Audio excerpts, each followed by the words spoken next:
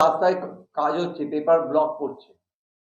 আমি বলি আপনারা নিশ্চয়ই দেখেছেন এই সরকার ক্ষমতায় আসার পর সারা পশ্চিমবাংলায় নীল সাদা রং দিয়ে এমন কোনো বিল্ডিং নেই, এমন কোনো পোল নেই, এমন কোনো রাস্তা নেই সরকারি যে নীল সাদা রং হয়েছে। সেই নীল সাদা রংগুলো গেছিল কোথার থেকে? অভিষেক পেন্টস থেকে। কালীঘাটের মোড়ে যাবেন, দাঁড়িয়ে দেখবেন, বাঁদিকে ঢুকবেন, মোড় থেকে দেখবেন বড় করে লেখা আছে অভিষেক পেন্টস। ওইখান থেকে, ওই কোম্পানি থেকে রংগুলো গেছে সারা পশ্চিমবাংলায়। নীল সাদা রং দেয়ালে দেয়ালে লেগেছে, আর পয়সা মুনাফাটা গেছে ওই ব্যানার্জি পরিবারের কাছে। এবং আপনি যে এই পেপার ব্লক যে পাচ্ছে, আমি বলি যে এই পেপার ব্লকগুলো ভাইপোর কোম্পানির পেপার ব্লক, যার জন্য সারা রাস্তায় পিচকে তুলে দিয়ে ভাইপোর কোম্পানির পেপার ব্লক বসিয়ে বাংলার মানুষের টাকা লুট করার যে চক্রান্ত, আপনারা দেখেছেন যে তৃণমূল সরকার গঠন হওয়ার পর শিক্ষা থেকে শুরু করে, স্বাস্থ্য থেকে শুরু করে, চাকরি বিক্রি থেকে শুরু করে, রেশনের চাল বিক্রি থেকে শুরু করে, গরু পাচার, কয়লা পাচার থেকে শুরু করে, ইট বালি পাথর পাচার থেকে শুরু করে যেভাবে তোলা তুলতো, সেই তোলা কিছুটা বন্ধ হওয়ার দরুন ভাইপো নতুন করে ফাঁদ পেতেছে। পেপার ব্লকের মধ্যে দিয়ে ভাইপো মুনাফা তুলে নিয়ে যাচ্ছে ওই ব্যানার্জি পরিবার। বাংলার কোনো মানুষের উপকার হচ্ছে না। পথশ্রীর নামে যে রাস্তাগুলো হচ্ছে, ভাইপোর থেকে যদি এই পেপার ব্লক না হয়, সেই কন্ট্রাক্টর কাজ পাবে না, সেই রাস্তায় কাজ হবে না। অন্য পেপার ব্লক দিয়ে, অন্য কোম্পানির পেপার ব্লক দিয়ে রাস্তায় কাজ হবে। আজকে পশ্চিমবাংলার মানুষকে এই জায়গায় ফেলে দিয়েছে তৃণমূল কংগ্রেস। জিঞ্জিরা বাজার, মানে এইখান থেকে ব্রিজ দিয়ে নেমেছে জিঞ্জিরা বাজারটা হলো। জিঞ্জিরা বাজার থেকে আমরা যে গার্ডেন রিচের দিকে যাচ্ছি, যে রাস্তাটুকু দিয়ে বাদিকে ব্যাক করছি, সেই পর্যন্ত রাস্তা প্রচন্ড খারাপ, মানে এতটাই খারাপ ধারণা। মানে আমি রোজ আপ ডাউন করি।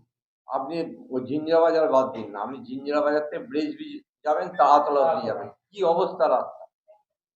রাস্তার কি মানুষ চলাচল করতে পারে? এটাকে নিয়ে কি বলবেন? আমি তো আবার বলছি যে এমন কোনো রাস্তা নেই যে রাস্তার অবস্থা ওই ঝিঞ্জিরা বাজার থেকে আপ টু তাড়াতলা অব্দি যে পরিস্থিতি, সারা পশ্চিমবাংলার সমস্ত রাস্তার সেই পরিস্থিতি। খেলা মেলায় টাকা লাগিয়ে একটা শিল্প আজকে 15 বছরে বারবার মুখ্যমন্ত্রী শিল্পপতিদের ডেকে টাকাগুলো, বাংলার মানুষের করের টাকাগুলো উড়িয়ে একটা শিল্প পশ্চিমবাংলায় আনতে পারে। যদি কই সরকার বলে যে একটা শিল্প এনেছে পশ্চিমবাংলায়, বেকার মানুষের কর্মসংস্থান হয়েছে, আমি তাহলে বলবো বাংলার মানুষকে যে আপনারা আবার ওদের আশীর্বাদ করুন। আর না হলে আমি বলবো যে বাংলার মানুষকে যে আপনারা অন্তত এই চোরেদের বিরুদ্ধে, সমস্ত ধর্মকে ভেদাভেদকে ভুলে গিয়ে, কেননা কোনো ধর্মই বলেনি যে চোরেদের সমর্থন করো। যে কোনো ধর্মেই দেখবেন চোরেদের বিরুদ্ধে, দুর্নীতিবাজদের বিরুদ্ধে, ধর্ষকদের বিরুদ্ধে সমস্ত ধর্মই কিন্তু কথা বলে। তাই সমস্ত ধর্মের মানুষদের কাছেও আমি আবেদন করব যে এই চোরেদের বিরুদ্ধে প্রতিবাদ জানান, আপনার গণতান্ত্রিক অধিকার প্রয়োগ করার মধ্যে। এসআইআর, এটা এসআইআর হলো, তাতে দেখা গেল যে বাইরে যারা ছিল, মৃত যারা ছিল, আজকে 20, 22, 25 বছর ধরে মৃত রয়েছে, তার ভোট পড়ছে। এই সব ভোট বাদ গেছে এসআইআর এ। এসআইআর এর একটা ভূমিকা কি এই বছরের ভোট বাক্সে পড়বে বলে আপনি মনে নিশ্চয়ই করেন? পড়বে। আমি বলি যে আপনারা দেখেছেন প্রায় 1 কোটি ভোট বাদ গেছে এখনো, প্রায় 1 কোটি, কম বেশি 2-5 লাখ হয়তো কম বেশি হবে, প্রায় 1 কোটি ভোটার বাদ গেছে। তাহলে আপনি দেখবেন 2024-এর নির্বাচন হয়েছে, যত ভোটার ছিল তার থেকে দেখুন কত ভোট পড়েছে। দেখবেন 30 লাখ 40 লাখ ভোট কম পড়েছিল। যত ভোটার, যদি 8 কোটি ভোটার থাকে, 7.5 কোটি মানুষ ভোট দিয়েছিল, 50 লাখ কম পড়েছিল। কিন্তু আজকে প্রমাণ হয়ে যাচ্ছে আর 50 লাখ যে ভোট পড়েছিল, এই 1 কোটি বাদ যাওয়ার দরুন সেই 50 লাখটাই জল মিশিয়েছিল। তাই দেখবেন যে তৃণমূল কংগ্রেস জলের মধ্যে দিয়ে, ভোট মেশিনে জল মেশানোর মধ্যে দিয়ে 2024-এর নির্বাচনে জয়যুক্ত হয়েছিল। আজকে প্রমাণ হয়ে যাচ্ছে এসআইআর হওয়ার। আপনি আরেকটা কথা যেটা বললেন যে মমতা ব্যানার্জি কোনো চাকরি দেয়নি, কিন্তু মমতা ব্যানার্জি তো মানুষকে প্রতিদিনে 50 টাকা রোজগারের জায়গা দিয়েছে।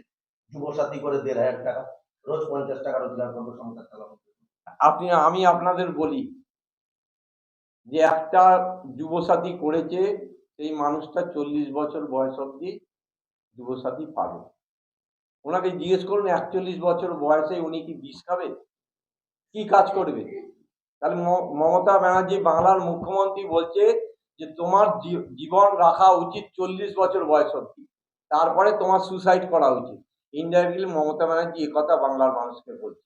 আর একটা মুখ্যমন্ত্রী, আমি অবাক হয়ে যাই যে একটা মুখ্যমন্ত্রী, এই মুখ্যমন্ত্রী সিংহাসনে এই পশ্চিমবাংলার বিধানচন্দ্র রায়, প্রফুল্ল সেন, প্রফুল্ল ঘোষ, অজয় মুখার্জি, সিদ্ধার্থ শঙ্কর রায়, জ্যোতি বসু, বুদ্ধদেব ভট্টাচার্যদের মতো মানুষ এই সিংহাসনে বসেছে। আমি অবাক হয়ে যাই, একটা মুখ্যমন্ত্রী বলছে বাংলার শিক্ষিত সমাজকে যে চাকরি পাবে না, তোমরা চপ ভাজো। আমি বলি যে মুখ্যমন্ত্রীকে বলুন যে নিশ্চয়ই চাকরি পাবে না, চপ ভাজবে, কিন্তু চপটা কি করে ভাজতে হয় সেটার জন্য মুখ্যমন্ত্রী আগে নিজে চপ ভেজে মানুষগুলোকে শিখিয়ে দিই।